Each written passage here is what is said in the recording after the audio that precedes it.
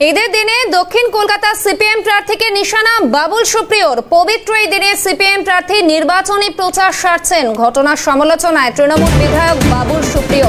একদিকে সিপিএম প্রার্থীর সমালোচনায় যখন বাবুল, অন্যদিকে ঈদের মঞ্চে তারই দলের সুপ্রিমো রাজনীতি নিয়ে কথা বলছেন। বাবুলের এই দ্বিচারিতা কেন উঠছে প্রশ্ন।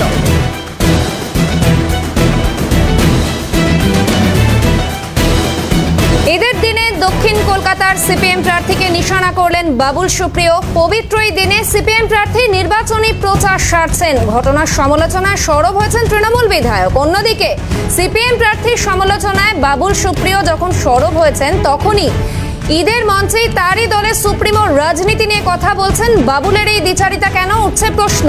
কি বক্তব্য উঠে আসছে শোনাবো। আমাদের সাথে বিজেপি দিল্লিতে ইন্ডিয়া জোট কি করবে আমরা দেখে দেবো, কিন্তু বাংলায় আমরা লড়ছি বিজেপির সাথে। একটা ভোটও যেন অন্য কোনো দলে না যায়, তৃণমূল কংগ্রেস ছাড়া।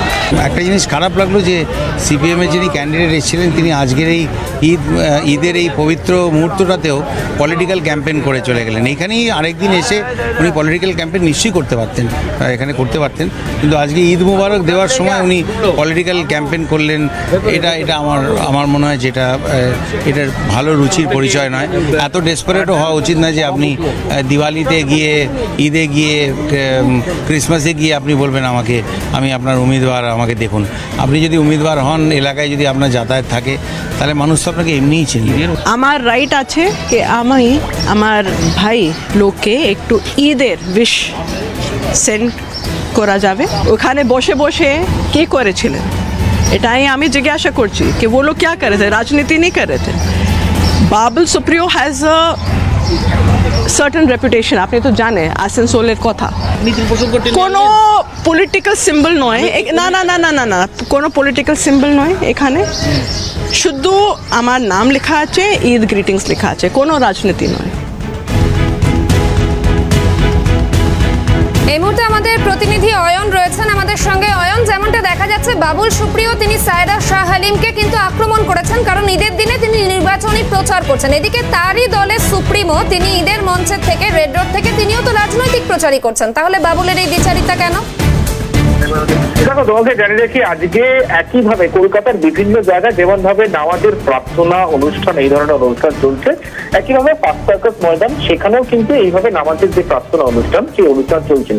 সেখানে উপস্থিত ছিলেন দক্ষিণ কলকাতার সিপিএম প্রার্থী সায়রা শাহ হালিম এবং তার পাশাপাশি রাজ্যের শাসক দলের একেবারে বলা যায় যে একেবারে শীর্ষ নেতৃত্বরা, যেমন একেবারে স্থানীয় তৃণমূল কংগ্রেস বিধায়ক বাবুল সুপ্রিয় থেকে শুরু করে মালা রায়, এছাড়াও বাকি বহু নেতৃত্ব তারা কিন্তু উপস্থিত ছিলেন। এবং সেখানে হঠাৎ করে দেখা যায় যখন এই একেবারে প্রার্থনা চলছে, প্রার্থনার পর একেবারে সায়রা শাহ হালিম তিনি তার হাতে ছোট ধরনের কার্ড নিয়েছে, প্রত্যেকের সঙ্গে একেবারে বলা যায় যে অভিবাদন জানাচ্ছেন এবং প্রত্যেককে শুভেচ্ছা জানাচ্ছেন, নিজের শুভেচ্ছা জানাচ্ছেন। এবং সেই জায়গায় দাঁড়িয়ে যখন এই যে শুভেচ্ছা পর্ব চলছে, সেখানে দাঁড়িয়ে একেবারে আমরা কথা বলেছিলাম, পরে সেখানে তিনি উপস্থিত ছিলেন বাবুল সুপ্রিয়। তার বক্তব্য ছিলেন যে একেবারে দক্ষিণ কলকাতার সিপিআইএম প্রার্থী তিনি এখানে এসে আজকে এই যে ঈদের যে শুভ মুহূর্তের দিন, সেখানে তিনি ভোটের প্রচার করছেন এবং বলছেন যে মানুষজনকে যে আমাকে ভোট দিন।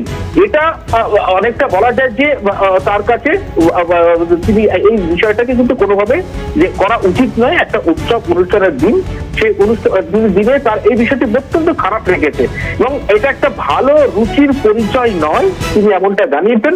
এবং এই মুহূর্তে পলিটিক্যাল ক্যাম্পেন, আজকের দিনে অন্ততপক্ষে পলিটিক্যাল ক্যাম্পেন থেকে বিরত থাকা উচিত বাবুল সুপ্রিয়র মন্তব্য ছিল। এবং সেই যে মন্তব্য, সেই মন্তব্যের পরিপ্রেক্ষিতে আমরা একেবারে পাল্টা প্রতিক্রিয়া নিয়েছিলাম।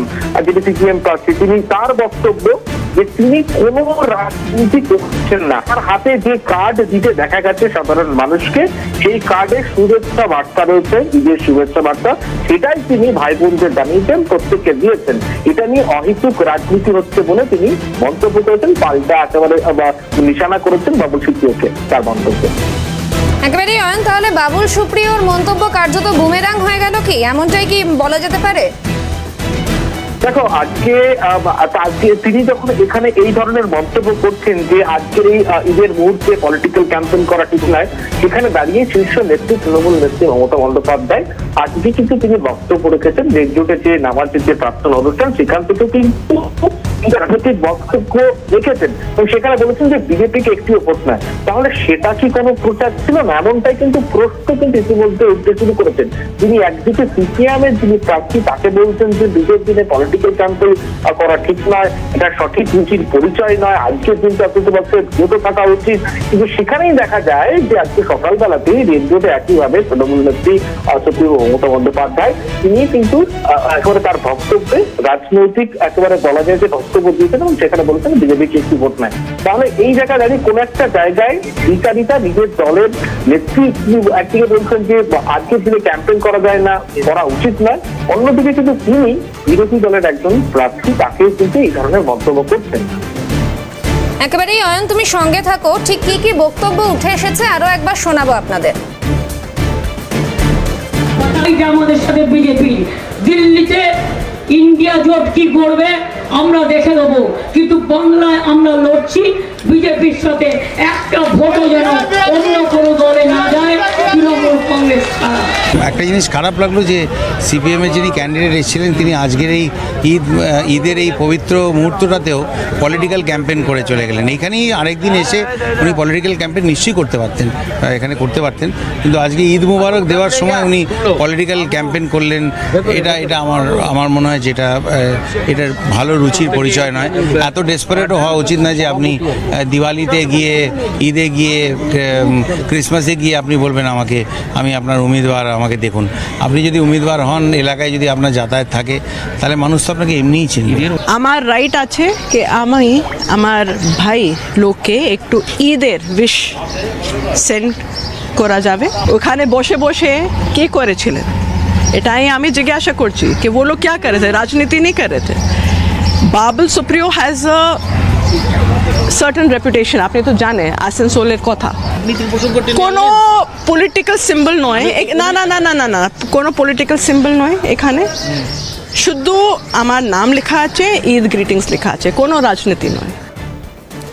একেবারেই যেমনটা দেখা যাচ্ছে যে ঈদের শুভেচ্ছা জানাচ্ছিলেন দক্ষিণ কলকাতার সিপিএম প্রার্থী সায়রা শাহ হালিম এবং সেই বিষয়কে কেন্দ্র করেই কিন্তু বাবুল সুপ্রিয় তাকে তোপ দাগেন। অথচ সেদিনই রেড রোডের যে মঞ্চ রয়েছে সেখান থেকে তৃণমূল সুপ্রিমো মমতা বন্দ্যোপাধ্যায় তিনি কিন্তু কার্যত বিজেপিকে নিশানা করলেন। তার বক্তব্যে বিজেপি এই রাজনৈতিক দলের নামও উঠে আসে, অর্থাৎ তিনি কি রাজনৈতিক প্রচার করলেন না সেই প্রশ্ন কিন্তু উঠছে বারংবার।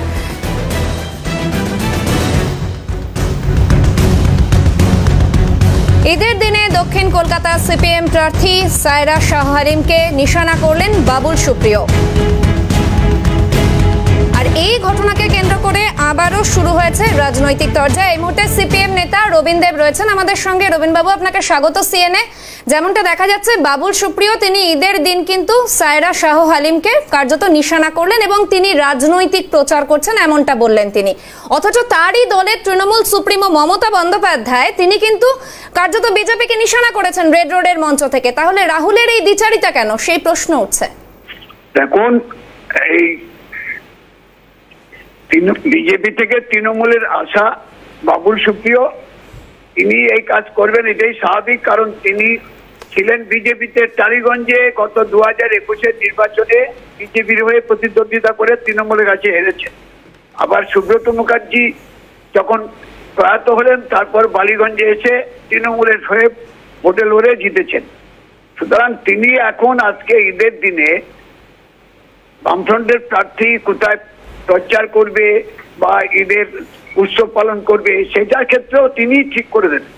অথচ তার নেত্রী, বর্তমান নেত্রী মমতা ব্যানার্জি, তিনি ধর্মতলায় যখন ঈদের নামাজ হচ্ছে সেখানে গিয়ে তিনি সিএ এর বিরুদ্ধে সংগ্রাম করবেন, বিজেপিকে পরাস্ত করার জন্য আহ্বান জানাবেন, এইগুলি পারমিটেড। সুতরাং এটাই হচ্ছে ওদের যে দুমুখী নীতি, তারই প্রতিফলন। আসলে হচ্ছে বিজেপি আর তৃণমূল একই ধাঁচে চলছে।